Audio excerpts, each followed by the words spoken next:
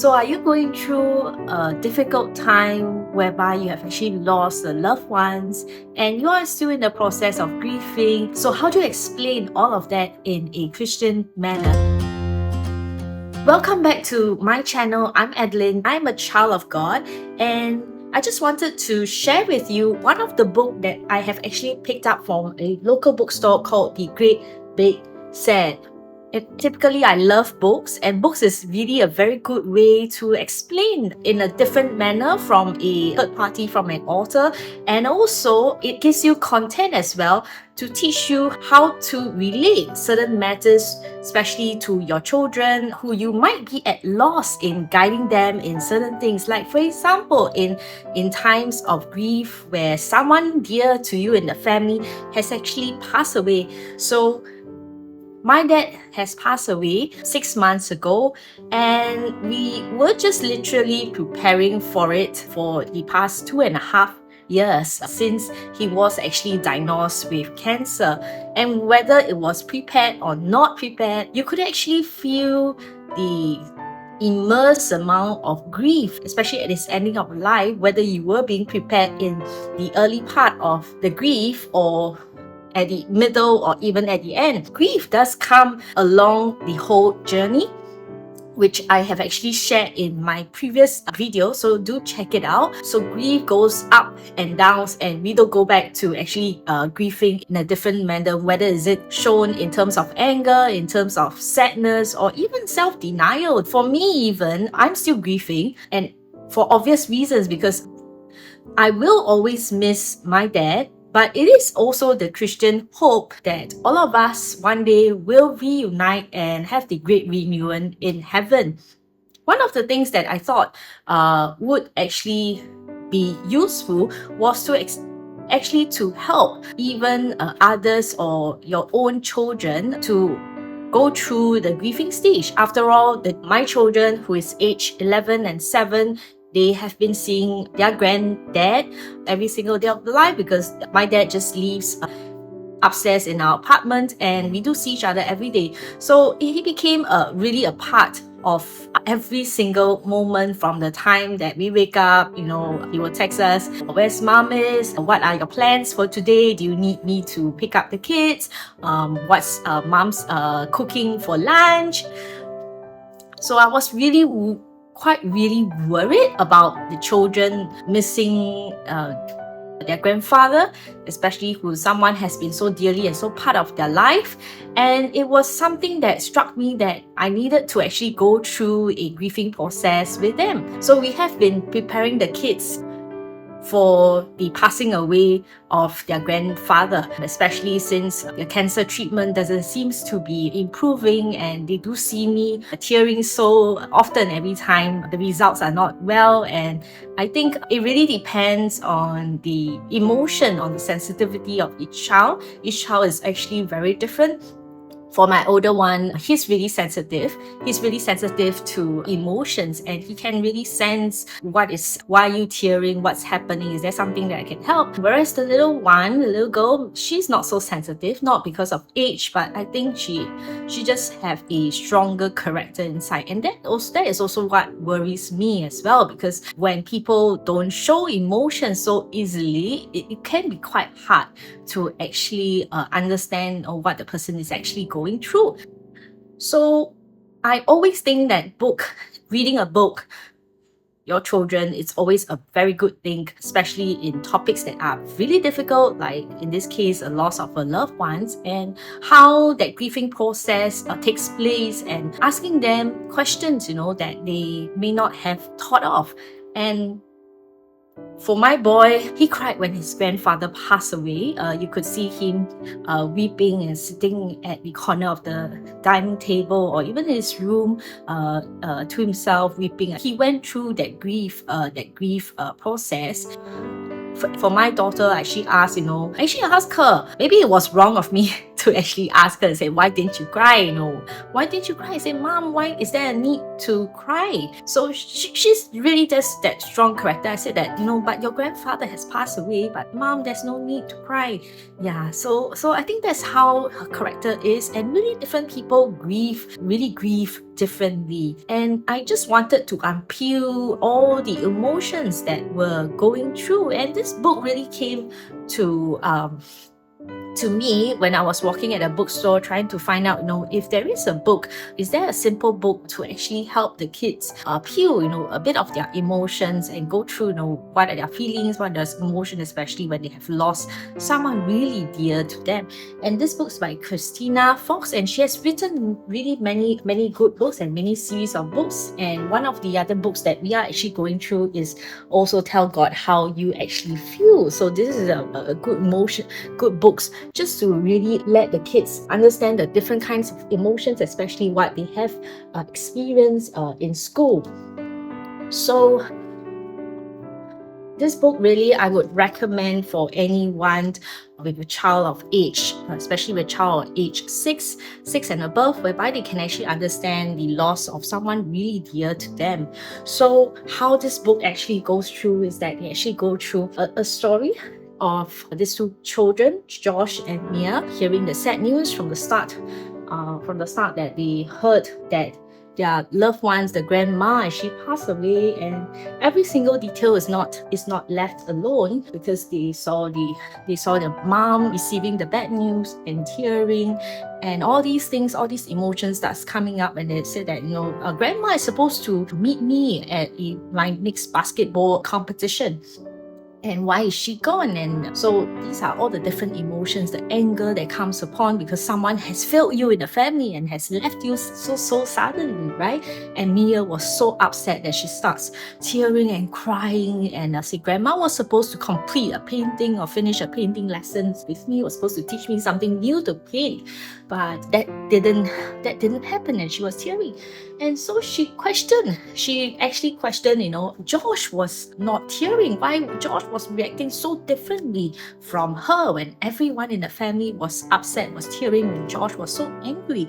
So it does really says, really a lot that people, it even opens up to my heart to actually tell me that people do grieve very differently. Just like how my daughter and my son, they grieve so differently, even though we expected her to cry. And this really spoke my heart that she's not grieving, but everyone really grieves really differently. And Josh was just playing with the basketball and just smashing his balls and not understanding why he couldn't get anything into the basketball net. And his dad came over and wrap in and actually explain, that it goes through different emotions. You feel anger, and later you feel something. So what's really more important is that you talked to the family, right? So it's really talking to the family. I'm peeling the onions about what emotions have really that you are actually really going through. So how different people cope with different scenarios. Like for example, Mia, she took her journal and then she started writing into it to God. And she prayed, for the whole family to actually go through all this, because prayers are a means of talking to our Heavenly Father who hears us and who will comfort us, especially during this period of sadness. So the other chapter was Mia learns that she's not alone. She's not alone in all this unhappiness, and everyone, the whole family that loves grandma actually experience loneliness, right? And she is actually very surprised, that once she start actually opening up, she didn't want to go to a training, a sports training, and the mom said, no, you have to go. We all have to get on, so-called get on with our life. We need to go for practice. We cannot stay still, we cannot stay still in our life. And I think it's a really a good reminder for us to know that God is with us even in times like this, and we don't just stop because where we are. And in the story, Mia actually didn't want to go for her sports practice, and she said that she doesn't feel like it. And Mia's mom actually told her that she knew her grandma for a long time, and one thing was certain, that she would not want us to stop living our lives. I think this freaks me that God is always in our life before, now, and in the future. And everything that we do, it's actually for His glory. So life shouldn't stop because of a death in the family. And if we are Christian, we know that everything good and bad happens for God's glory, and God uses all these trials to shape us and to strengthen us and to understand our level of trust in Him. There could be tests set by God in terms of how much do we trust in Him, that all things big and small that happens are all for our own good. So this again reminds me that we shouldn't be stopping ourselves in the middle of the grief. Things still move on. The kids still needs to function, the kids still need to go to school, and adults as well still needs to get on life, and to even small things like even preparing as a mom, preparing food or lunch or dinner for the children, for the family. And there are all these other physical needs that needs to be met by the family, and these are things that shouldn't stop. Mia decided to actually go for the basketball practice, although she didn't feel like it. Emotionally, I think this would be difficult for anyone else. So Mia actually went to her sports practice even though she didn't feel like it. And in her mind, she kept thinking about her grandmother, what she has done in the past, and everything. So I think what's really interesting about this story in this chapter is that she is not alone. And when she decided to actually go for the practice, she actually met a new friend called Abby. And Abby actually asked her, how she is, how are you? And I've never seen you before. And I think it was Mia that somehow decided to open up and tell her new friend Abby about why she had actually missed the last few weeks of practice, and that she wasn't actually new to the sports practice. And once Abby actually found out that Mia actually just lost her grandmother, Abby actually said that, her own sister actually died a couple of years ago. And this actually pricked Mia's heart. It's like, wow, you mean someone else is also experiencing these life challenges just like me? And she said that, and they decided to share their emotions, because not everybody will understand the kind of sadness that one goes through in the grieving unless someone else have been in it, in this journey. And they decided to share all this big sadness that happened in her life with the loss of a sister. I think that impact would be as great as Abby has lost her dear sister. So Mia actually asked, do you actually get over, all this sadness? Do you actually get over grief? And I think Abby said that, yeah, does it get better? Or does the sadness actually stays with you forever? So I think Abby has been through that journey, and she shared, her journey of grief. And she said kind of both. Yeah, she said she actually kind of both. It does get better, and also the sadness just stays with you forever. And obviously, you won't forget your memories of your loved one. You will still be sad. You will still miss the loved one that has passed away. But of course, it's less harsh. So I think what I want to share with everybody that, if you have been through this difficult trials of your life, grief over losing someone, just know that I have also lost someone so dear to me a few months back, 6 months back, and I'm still getting better. Things are a bit normal, but I still miss my dad a lot. So the grieving doesn't stop. Whenever I see my dad's slipper, I would temporarily thought that, he's back, dad's back at home. But I suddenly remember that, no, he's not back. And that's just my mom wearing his slippers around. And there are times and moments that when we are having meals together and at the familiar prata place that my dad enjoys, I would keep remembering, what we have had together, what we have done together, and there's that feel of sadness. But at the same time, I know that I will still see my dad when we reunite in heaven. So that is the hope that Christians should have, such that the grief doesn't stay so heavy in your heart forever. So the third chapter is about Jesus' grief too. So I think it is very important to know that grieving not a sign of Christian weakness, that we shouldn't grieve. We should always be happy, over those sad things. But in the Bible, Jesus did grieve. And this third story actually reminds the children about that even during times like this, it is okay to grieve and to be sad.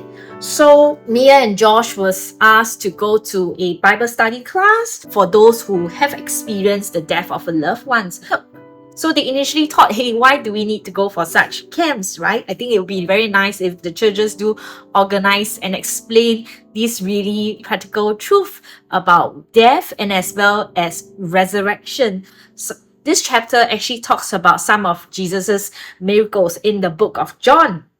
And today they actually look at one of the important miracle of Jesus that points to a future event. So they shared about Jesus's good friend, Mary, Martha, and Lazarus. And everybody knows that Lazarus have died.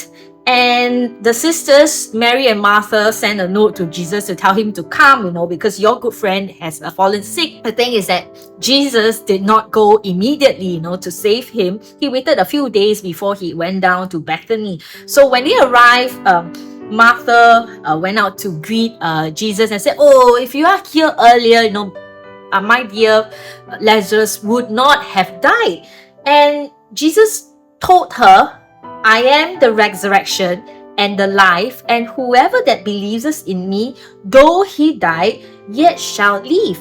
And everyone who lives and believes in me shall never die." And this is taken from John 11 verse 26. So this part is really talking about the resurrection, right? So Jesus was troubled. It was written in the Bible that Jesus was troubled in his spirit and asked, where did they bury Lazarus? So Lazarus was deep, down into the ground, and Jesus is wept. So the key thing to note is that Jesus wept, right? And he asked them to actually remove the tomb, and he called for Lazarus to walk out from the tomb. And what is important is that explaining to the kids is that Jesus did weep, so it was okay, it was normal to grieve and to cry, right, in times like this.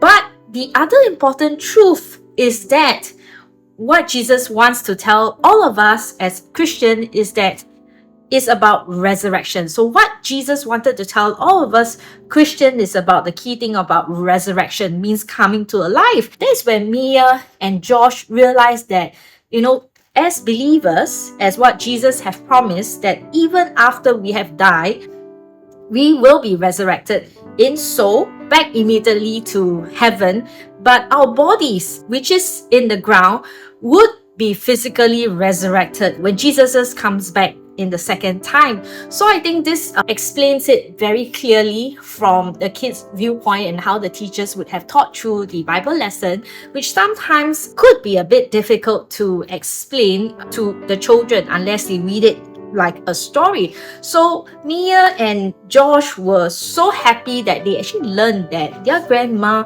was to be resurrected, and they would actually see one day that the grandma would live again physically. Josh and Mia were very comforted and happy that they would see grandma again if Jesus came back to earth the second time. So from a third party angle, it is really nice to explain all these very clear theology to the children. So the fourth chapter is that Josh actually learns that it's okay to be sad. So in this chapter, Grandpa actually came to pick him up for a fishing trip. And sometimes being alone, someone close to you would actually help in terms of opening up to how you feel at that stage. And this was something important that I learned, that sometimes through all this briefing, that one-to-one chat would actually help in terms of a person opening up to you and telling you how you really felt like at a point in time. And I really enjoy talking to the kids, especially just before bed, when all the lights are off and when we're just winding down. And that's where they actually share quite a lot of things with you. So that could be something that you could try out. So Grandpa was pretty quiet throughout the whole trip, and Josh actually asked, where did you go? Did you disappear? I haven't seen you since a funeral, right? That felt odd because Grandpa has always been part of the family. Then Grandpa said, no, I've been out here fishing and just waiting. So Josh actually took an opportunity to ask Grandpa, I don't know if this is wrong to ask, but have you actually felt angry that Grandma hasn't died? Is it wrong to ask? So I think Grandpa said that no, it's not wrong to ask. And yes, Grandpa said that yes, he did felt angry, on some of the days, and sometimes angry at Grandma, sometimes angry at yourself, sometimes angry at everyone. And that's how emotions happen, every day. It changes every day, especially when you're going through a grieving stage, when someone dear to you has passed away. So it is normal to have these kind of different feelings. So Grandpa decided to ask, how are you feeling, right? How are you feeling? And is it weird that I'm not feeling sad? Instead I'm feeling angry. So I think Grandpa said, no, it's not, because everybody grieve quite differently. And I think Josh, at that point, he actually felt his eyes sting and tears fell. And I thought that was a kind of a sense of, relief, that, okay, what I am going through in terms of anger, that's normal, because others are also feeling that way, and it's okay to open up to tell others. And a tear and a sense of drop, that could be his. You could say that, boys don't cry so easily, but maybe that's not true, right? Not all boys don't cry. Especially from my son. My son also called Joshua, and he's more emotional, and he does go through crying. So really all kids are really different, right? So they did spend the whole afternoon fishing and talking about, reminding, themselves about, Grandpa telling about, all the amazing stories that has happened, while he and Grandma was on a fishing trip. And these are, some of the so-called tips that we could use, in terms of sharing some beautiful memories with family members, things that, the other family members have not known about the one that has passed away. And I think those are really very nice memories. And I really enjoyed, in the funeral, listening to my dad's friend and hearing about how my dad was at work, as a friend. And those were really very pleasant memories and insights into how he was, outside of the family, and the stories, the funny stories that maybe he has not shared with us. I really enjoyed the funeral because that really allowed me to see another side and hear another side, or remember all the nice memories about my dad. So the 5th chapter is about saying goodbye. And that's where the pastor came over to the family to actually discuss about a memorial service for grandmother. So they decided to discuss, what could they share during grandmother's memorial service next week. And I think everyone looked around and said, which is grandma's favorite song to be sung at the funeral. I said, Amazing Grace. And I think that was also one of my dad's, and also one of my favorite songs. And we did certainly sing Amazing Grace during his memorial service. And it's also one of the songs that I keep hearing my kids hum, after the funeral. I think that really left a very strong imprint on them during the funeral. They actually talk about all the beautiful memories. Like, I think talking about these beautiful memories really help. What can the kids actually contribute, in terms of the memories, having eulogies about their grandmother. And I think Mia suggested, why don't I draw, something of an art piece, the memorial service, and we can showcase, together with grandma's art. And I think Josh also said that, what else does a grandma would like in memory of her. And I think he suggested, every day, every year on grandma's birthday, we should rent a cabin at the lake, right? That was grandma's favorite activity and the family's favorite activity. right? And then we can all start sharing stories about grandma. So I think it does tells you very practical and strong things that, even after death, we should continue to commemorate our loved ones, whether is it sharing beautiful memories, especially on their birthday. Don't avoid it. Yeah, don't avoid it. And everybody can still sit together on a table and celebrate Father's Day, even though father's not around, mother's not around, and we could share beautiful memories of our loved ones, right? So I think grandpa eyes glistered and he could hardly speak, but he said thank you to Josh. So I think this book is really nice, and also how grandpa started to kind of share physical memories or grandma's things. For example, her painting, sharing a painting, and these are grandma's favorite painting. And would you like, he asked Josh and Nia, would you like to have one of painting done by Grandma? So everybody picked a favorite, memory, physical memory of grandma, right? So we don't just throw away and chuck it aside, thinking that, all these are sad memories and that we shouldn't even put it up. We don't want to remember ourselves of all these memories with our favorite person that has passed away. I think good practical suggestion in terms of how we should move on with life faithfully and as well as practically, without and not putting aside all these beautiful memories that were built over the years. And there are usually some text around the last pages of the books whereby we can actually some questions that are helpful to any parents and caregivers to actually talk about all your recent loss, for example, and also some really valid questions to ask your kids in case it sometimes find it very difficult to ask and to share. So I think these are very nice thoughtful questions, about 14 questions altogether. And then you end off with prayer, praying and asking God to bring us comfort in times of loss like this. This is a really nice book by Catherine Fox. I think she has really put together this book really well, logically sound a book.